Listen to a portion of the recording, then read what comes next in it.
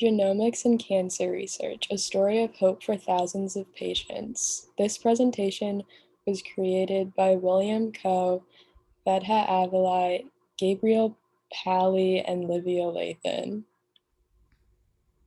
There are many issues in cancer research today, such as flaws in diagnosis. There's a lack of blood testing, invasive procedures like biopsies, and early diagnoses are impossible for internal cancers that show symptoms late. There are also failures in treatment, such as infinite numbers of genetic mutations causing imprecise treatments, and numerous other factors that make cancer unpredictable. There's also a vast difficulty in characterizing cancer. Cancer is a disease of change, meaning it's constantly evolving through numerous stages. There are also infinitely many types of cancer. So on this slide, we can see the 6 hallmarks of cancer. So these are 6 characteristics that differentiate tumor cells from regular healthy cells. So they are resisting cell death, sustaining proliferative signaling, which means they continue to divide without the use of a signaling protein, inhibiting growth suppressors, which means that tumor cells are able to grow unchecked, and activating invasion and metastasis, which means that tumor cells are able to infect other parts of the body, enabling replicative immortality. So they keep on dividing and inducing angiogenesis, which means that tumor cells induce blood vessels to grow so that they can receive their nutrients. So as you can see that cancer has a lot of features that make it very hard to treat with a broad-based treatment. Now on this chart, you can see how ineffective classical cancer treatment is, such as surgery or chemotherapy. So that's why we need to find a new way to diagnose and treat cancer. And cancer genomics might be the answer to that. So cancer genomics allows scientists to take a tumor and diagnose it based on its unique mutations. So how does that process work? So step one, so doctors can take a tumor biopsy or a liquid biopsy of a tumor inside the body. Then they sequence it using next generation sequencing, which can analyze hundreds of thousands of genes at a time. Third, they align the sequence DNA to a human reference genome to find any driving mutations. And driving mutations are any mutations that provide an advantage to the cancer cells, such as increased growth or suppressing the immune system. And you can see in the chart, researchers have found thousands of driver mutations. And importance is that we're shifting cancer diagnosis from, by identifying cancer by location. Instead of identifying cancer by location, we're identifying by their genetic mutations.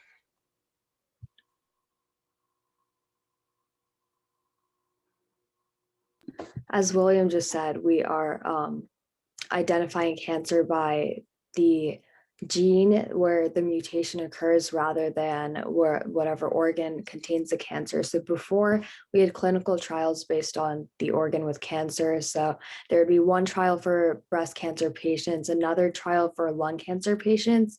But now, since we are able to look at the genes themselves, we organize and separate clinical trials based on the altered genes, because cancers that come from similar genes or the same gene, even in different organs, will perform similarly and have similar aggression levels, etc.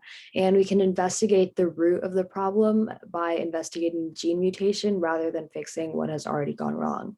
So below, the graph shows just how the successes of clinical trials have improved over time. As you can see, the increase towards the end of the graph in the percentage of success rates.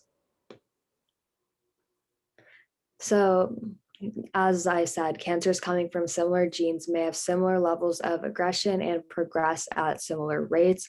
And this also spares unnecessary treatments. So if one person might not have to go as an exhausting type of chemotherapy if they have a lesser form of the cancer that comes from a different gene. And this lowers expenses for families and hospitals alike. And this also saves resources because obviously a more extensive, more aggressive form of chemo or other treatments will be more expensive, but that might not always be necessary, and a lower version of that might be just as effective. And the entire genome can be sequenced, and this allows doctors to research and measure other genetic risk factors. So if medicine A reacts negatively with a certain phenotype, when the doctors sequence the genome, they can also look at certain phenotypes that may have bad reactions with certain treatments. So it kind of acts as a 2-in-1 in that way. So these are some recent gene profiling tests that were approved by the FDA and now are used in specific hospitals. And these are just two examples of those. The first one is the F1-CDX test. It works in solid tumors, so that's where the sample is taken from. It works in 324 different genes, and it helps decide the specific therapy or course of treatment. So within those 324 genes, it's 95% successful in detecting mutations in those locations. And then another example of a test is the MSK impact test. And this recognizes 468 different mutations, similarly to the 324 in F1-CDX. So the graphic on the right just shows that through precision medicine, you can choose specific drugs based on the gene rather than the treatment, and rather than the organ where the cancer is. And this is just an example. The chart in the middle is just an example of the different genes that the F1-CDX diagnostic looks at. And cancers of the same type can be caused by mutations in many different genes, as you see 4 different types, well, 4 different lung cancers listed, but there's 3 different genes that can cause non-small cell lung cancer. And by finding the location of the mutation, the doctors can find out which drug will be most effective for the treatment, because you can see that when the cancer is coming from the EGFR gene, they use one drug. When it's coming from the ALK gene, they tend to use another drug. And treatments may be the same for cancers caused by the same gene mutation, even in different organs. And you can also see this in the chart, because for both melanoma and non-small cell lung cancer, since they both came from the BRAF gene, one of the possible treatments is the drug dabrafenib. So what's incredible is that these different gene locations, as both William and Betta have mentioned, these aren't just anomalies or sort of gimmicky. So researchers have recently been able to sequence an entire cancer-ridden genome, and what they found is that there are 705 unique driver mutations that can be affected by cancer. Now, within those 705 mutations, they find 38 distinct tumor types. Now, each of these has its own treatment, and each of these can be treated like its own rare cancer. And with that, we can get into personalized treatment.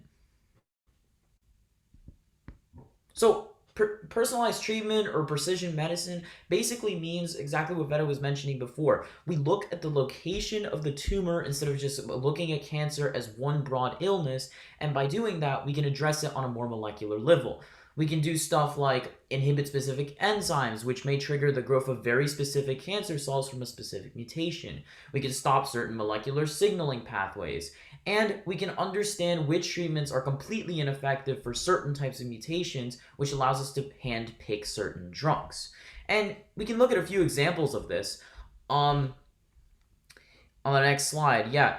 So basically, there are a ton of examples, but here are some of the most distinct ones. So for lung cancer, as I think everyone has mentioned right now as an example, it used to just be categorized as small and large cell, but now we can look at it as a collection of various gene mutations. For example, lung cancer patients with a mutation in the ROS1 gene can often benefit from a specific therapy called crizotinib, which is completely unique to that specific mutation.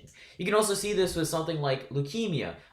Chronic lymphocytic leukemia with a mutation in TP53 does not respond to chemotherapy at all.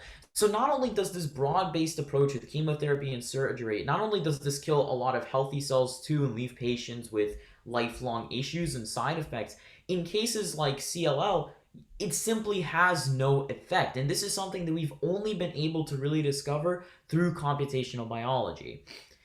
You can also look at specific drug treatments too. So for example, on the left, you have drugs like Herceptin, which reacts to a certain gene mutation in breast cancer by stopping signaling pathways. Basically, when HER2 generates too many signals, Herceptin stops it. And you can look at this in contrast with something like chemotherapy, which attacks all fast-growing cells. Now, this is a great approach for cancer cells, but it's not so great for our healthy cells like red blood cells that also just happen to replicate quickly. That's why chemotherapy has, beyond just not having an amazing success rate, of course it has a great success rate, but it can be improved, it also has insanely damaging consequences.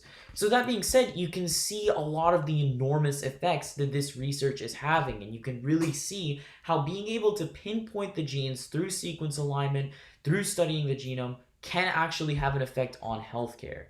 And so with that being said, we want to thank you for listening to this presentation and for an incredible summer. Thank you so much.